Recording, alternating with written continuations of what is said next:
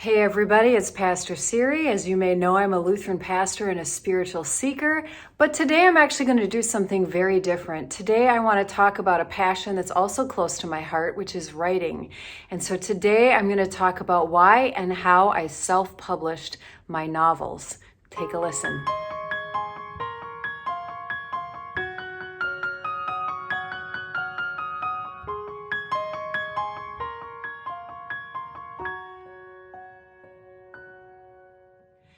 So first of all, I want to say that self-publishing has often gotten a bad rap. It's sort of been seen as a place where people can go and publish their bad novels because they were turned down by every publishing house.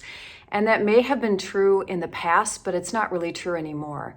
There's a lot of people that actively choose self-publishing for a lot of reasons. And one of the reasons is because they have control over their own work. They get more of the profits and they get creative control. Obviously, publishing houses are going to be looking for specific things that they think are going to make money at that time. So you could have a really, really great book that has a lot of potential, but it's just not the right thing that they want at that time. I mean, that's why great novelists will get rejected by 10, 12 publishing houses before someone finally takes a chance on them. And that's definitely a route to go, but I never really wanted to go down that route. I didn't want to go through all of the query letters and finding an agent and all of those things. At that point in my life, I really just wanted to scratch publishing a book off of my bucket list. But I did take it really seriously. So that's the why. The why is that I really had a story that I wanted to get out there and I wanted to hold it in my hands and to be able to say, this is a book that I wrote that people can read. And I didn't want publishers or anyone else getting in my way. That was really important to me. But what I really want to focus on then is the how. Because if you do want to self-publish a book, take it seriously. Take yourself seriously. When I first got the germ for the idea of the saga that I've been writing, and I just got the 4th book literally today, so I've published 4 out of 5 of the books, but I've written mostly them all, but I'm going to just tell you a little bit about that process of how I took that writing seriously. So I had the idea for this series like 20 years ago, and let me tell you, whatever I wrote back then, I would never share it with a single soul, ever. It was not good. And then in 2013, I sat down one night, having had these characters dancing in my head for about 10 years, and in an 8-month blitz, I wrote the entire saga. I have to tell you, it wasn't good. It wasn't good, but I didn't know that. Because at that point, I hadn't really had the practice of really understanding how to communicate the ideas that were in here and getting them out in a way that readers would truly be able to understand. I mean, I was a reader myself. I was part of a book club. I've always loved writing, but you need practice. You need practice. So basically, this is the process that I use to go through writing my novel, and along the way, I'll give you tips of exactly what I learned how to do and where I learned to get help and resources. So first of all, you have your first rough draft, and this is where you write from the beginning straight through the end. At least that's what I do. And I don't really stop that much to edit it because I'm still in the flow of getting the ideas out. And every once in a while, if I'm stuck, I will jump to another part of the book I'm really excited about and work on that. Or another really great tip I got is if I'm stuck, you write the scene from a completely different character's point of view, and then somehow you end up moving it along. You end up getting the complete story over time. And I find it really important that if there's a scene I'm not excited writing about, no one's going to really want to read about. So I pause if there's a scene that's not working, that I just feel like I have to write it in order to get from A to B. And I wait until I get a little inspiration. I get something that gets me excited, and then I write it through. So that's the first time. The second time now, I go back to the beginning and I read through and I really start working on the dialogue. I start working on the flow. I correct poor sentences. I maybe flesh scenes out in a better way and try to get it to the point where I think it's a readable story. But I will go through it one more time where I'll read through, check for spelling, really check to make sure that it reads really nicely, where I think I actually have a good product. And that, my friends, is where I send it to my developmental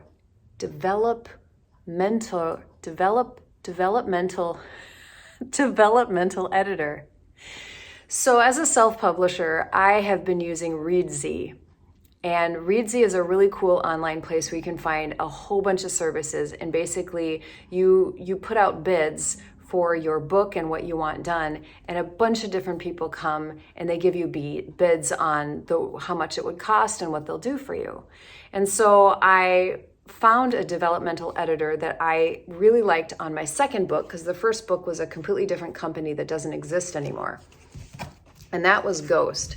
So she took my manuscript and she did a really beautiful job of reading through it twice, putting notes within the manuscript, and then she gave me a letter, a 2-page letter as well, with her thoughts. And she's very good at saying, look, this is what I loved about your book. This is what I think I would love to know more about, or what I don't think we need to know about. Like, here's just some thoughts and changes, but it's your book. You do what you want to do. Well, between that letter and the notes she has, honestly, I take like 95% of her advice. Because here's the thing, as authors, especially when we're relatively new, we're used to seeing our book through our eyes. And I have like a whole movie in my head of how everything is going and how every actor looks and how they move. And I don't always know how to skillfully get that out on the paper. And that's where a developmental editor can be really, really helpful, because they can tell you exactly when you're not doing that. And to clarify, there's different kinds of editors. So developmental editor is someone who's going to look at your character development, they're going to look at the plot, they're going to look in a bigger scope of things. And you can also get someone who will edit through to make sure your punctuation and your sentence structure is good, like more fine-tuned, but they're not going to tell you this character is worthless or this plot line doesn't make any sense. And for me, I really wanted the developmental editor piece, because I wanted to make sure that even if, I don't know, I had some weird misspelling here, I was going to try to fix that. I really wanted to make sure that the story made sense and was enjoyable and readable. So I've read through the book 3 times and worked on it already. That's when I send it to my developmental editor. When she sends it back to me, I work for the 4th time, go through my manuscript with what she sent me, along with my manuscript, and I start to rework it. Like really intense work. Really making decisions about, is what she said accurate? Is that what I want to do? Like I said, a lot of her ideas are really, really helpful. And I'm like, I never thought of that. I wasn't making that clear. That character really does seem way nastier than I wanted the character to be, or way more of a pushover. And I don't want my readers to dislike this character. So I need to think a little bit more about balancing them out. So the 5th time I go through my manuscript, now I'm really reading through and making sure that I think the story makes a lot of sense. I've made my changes. I want to just see, hey, is this good? And that was intense work as well, because I'm really looking for everything. Sentence structure, paragraphs, all of that nitty-gritty stuff. And the 6th time I go back and read it through, now I'm really looking for the little editing stuff, misspellings, that I have a chapter name incorrectly, all of those little things. So all in all, I really go through my entire manuscript a full, complete 6 times, which doesn't include the earliest chicken scratch writings and awful things that I would never show to anybody. And to me, that is very, very helpful for me to have a good manuscript that I'm really proud of. Because in self-publishing, no one's going to be that last word. You know, you're really that last word. You're hiring anyone that you want to read and help you, but then you're the one who's publishing it. So then on Reedsy as well, I hired an artist, And in my first book, like I said, it was a completely different company. I hardly had any input on the cover. They gave me two completely different covers, and I just had to choose one or two, and I couldn't make any adaptations, really. And it turned out pretty good for the most part. I mostly liked it, except I don't know why she has so much makeup on when this is like a time when I don't think they'd wear makeup. But then that company, as I said, went away, and I had to look for a completely different thing. And the next two books, I hired a completely different artist, and I really liked her. She had a little bit more of a mysterious look to what she was doing. And she really tried to keep it in line, have the same like flow as the first one, while still making it her own. So you'll see that the font and other things like that are really similar. The where the title is very similar. And in that way, it felt like the books belonged. Well, for this fourth book, got the same developmental editor, which was amazing because she knows my characters, she knows my story, so she could give me really good feedback. But my artist wasn't available. So once again, I worked with a completely different artist who tried to, with his own creativity, use the same font and some of the other things that was going to feel like it was in the same vein while taking his own personal twist on it. So all in all, the books mostly look like they belong, but that was really important. But it was really helpful to have paid, skilled people that I could choose from to help me work on my book. So once I got like all of the PDFs and everything I needed for the cover, I went to KDP, which is through Amazon, and I uploaded my manuscript and I uploaded my cover art, and you fill out all this other information, and then really quickly, like within 48 hours, your book is live and people can order it. They can get it sent off to them. I also did a Kindle version, which is kind of a pain.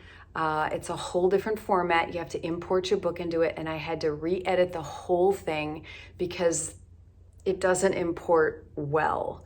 But I do think it's important because some people are Kindle readers, and I wanted to have that available. And it always is such a huge relief when I have these books done. Now, if any of you have been following me and you're somewhat interested in these books, I will just say these are fantasy romance books, meaning that yes, there is sex in there, and yes, there is people falling in love, and yes, there's magic and all that good stuff like that. It's not a churchy book of like, parables of Jesus or something that you might expect me to write. But these are stories that I've had in my mind for literally 20 years, and they're the kind of book I want to read.